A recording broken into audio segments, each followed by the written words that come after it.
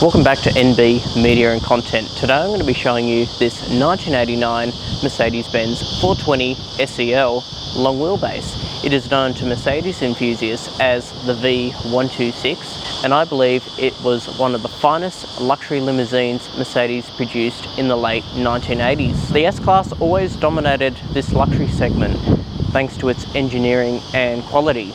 You could even say it was a competitor for Rolls-Royce and Bentley.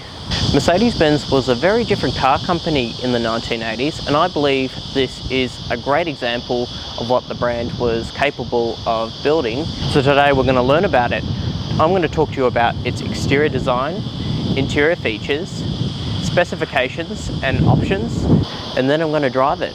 Now before we get started, I'd like to thank Philip Tarrant from Unique Motor Garage. He has lent me this V126 with only 51,000 kilometers. That's because he specializes in classic Mercedes-Benz vehicles.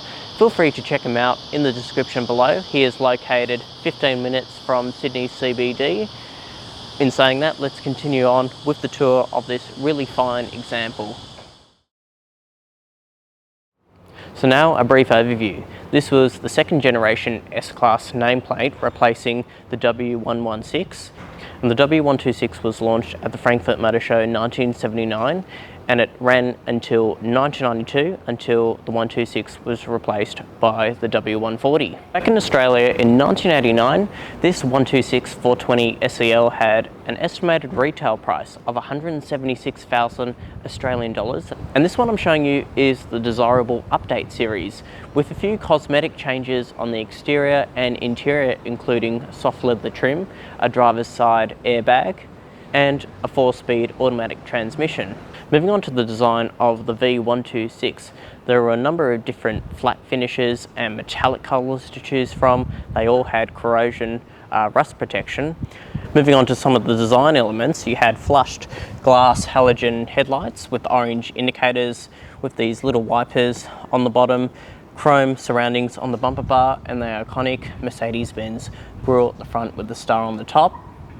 And of course this is an update series, so you had the extra cladding on the bottom of the bumper bar. So moving on to the side, we've got the iconic 15-hole flat-faced alloy wheels. They are 15 inches in diameter. Another design element, you had the iconic Sacco panels on the side running along the bottom of the car. It may look boxy, but they had a lot of streamlined panels to flow air through the car. You can see those elements coming up from the bonnet here, how air is meant to swoop past the body. So this car was effectively designed in wind tunnels.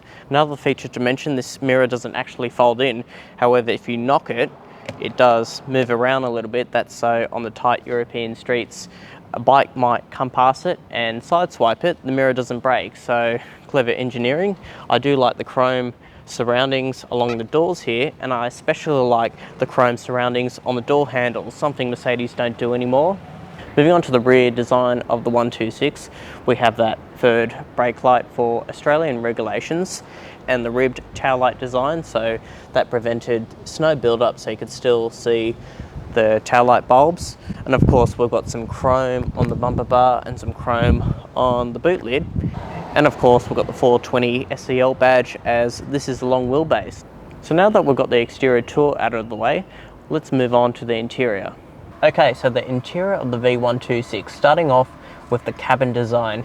It may look dated if you're going to compare this with the latest S Class. However, back when this car launched, it was way ahead of its time in terms of ergonomics and the overall layout. It was considered very futuristic looking, and another highlight of the 126 was its build quality. So have a listen to that door slam, the switchgear.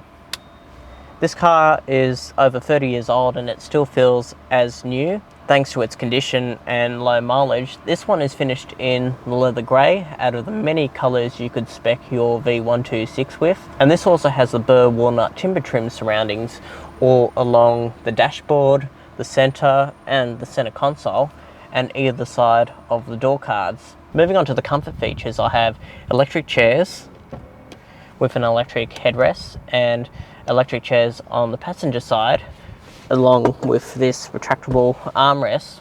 The seats are quite firm. Mercedes do say firm seats prevent fatigue on long distance journeys. However, I find them extremely comfortable.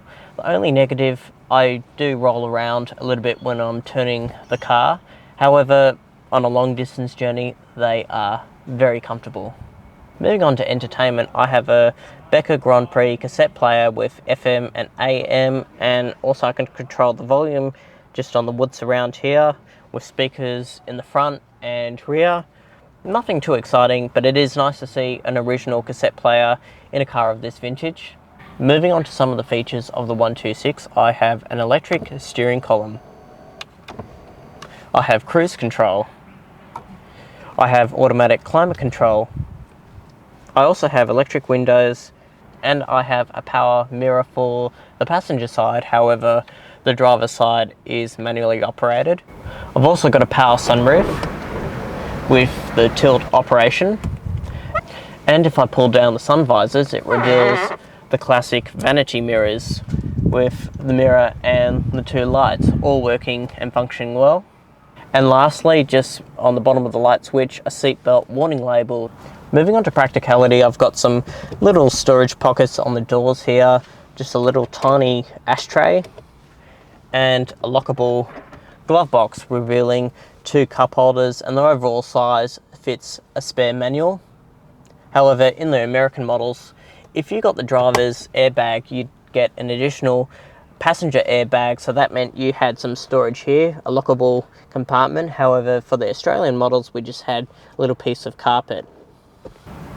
I've also got a fantastic driving position and a traditional Mercedes-Benz gauge cluster with the white font and the orange needles. On the left side, it shows my economy, my oil pressure, the temperature and the fuel gauge. On the right side, there's the rev counter and the clock. And in the middle, a speedometer going to 240. And just on the bottom here is my temperature gauge, and alongside that are all my warning light labels like the ABS light, the brake light, or any bulb lights. And lastly, the handbrake, you just pull out and twist to release. You have your light switches on the right side here, parkers, full beam, and your city parking lights. And of course, if you take the key out with the lights on, it makes that buzzing sound. So now let's move on to the back seats. Of course, this is a long wheelbase, so you have loads of leg room, knee room and headroom, and it's very comfortable in the back here, even more comfortable than the front seats. I've even got an armrest that comes down and pushes the seatbelt buckles away from the armrest, so it's easier to grab the seatbelt. I've got the extended burr walnut timber trim, my own air conditioning vents, these aeroplane style matte pockets, and even on the side here, my own reading lights. There aren't many gizmos or features like you do get in a modern S Class, but it's still very luxurious and very nice to sit in the back here. Moving on to the boot, if I just push that button there, lift up the chrome surround, it opens, revealing 510 litres of boot space, big enough for 4 golf clubs at the back. We've also got the warning triangle, mandatory for Germany, and if I lift up this carpet piece, it reveals the spare tyre, the jack and the original toolkit. Nice to see that all there. So that's the boot space taken care of. Let's now move on to the engine bay. Okay, so the engine we're looking at here is the M116 965 petrol engine. It is a 4.2 litre V8 combined with a 4-speed automatic, sending drive to the rear wheels. It weighs just over 1600 kilograms, produces 155 kilowatts and 317 newton meters of torque, 0 to 100 in 8.5 seconds, and top speed 220. In terms of the 126's performance figures, it is pretty much irrelevant today. However, as a classic car, it feels special to drive, it is comfortable and easy to live with. It does not feel vintage, the handling is good, that's if you can find one really well maintained like this one, and of course low kilometers, but even the high kilometer examples, again, are well maintained, drive exceptionally well. It does have power steering, however it does not have a power steering rack. It's just a traditional power steering box with that rotating ball. So it does feel a little bit ancient to drive, but Again, it doesn't feel vintage. You still have ABS with all-round disc brakes. A few things you're going to notice behind the wheel: you have a really large leather-wrapped steering wheel that's a little bit offset to the left. It is a 4-speed automatic, so going through the gears, it is a little bit sluggish. The only thing that lets down the driving experience is the vacuum-controlled 4-speed automatic. You have a long accelerator pedal. It takes some time getting up to speed to really push it down to sort of get all of its engine performance. When you get up to speed, you can definitely feel the car moving. However, normal city driving, it is pretty sluggish. That's the only thing that lets down the car's performance. They are an inexpensive classic car to maintain, if you pick the right one, of course. And most importantly, you feel very special behind the wheel. I think if you were to describe this car, it's a bit of a time capsule of what luxury was like back in the 1980s. So what have we learned so far? We know the 126 is comfortable, refined, it has excellent build quality, and it represents what the brand was really capable of building in the late 1980s. And I believe it is one of the most desirable S-Class models ever produced. But let me know what you think. Thanks for watching, and I'll see you in the next video.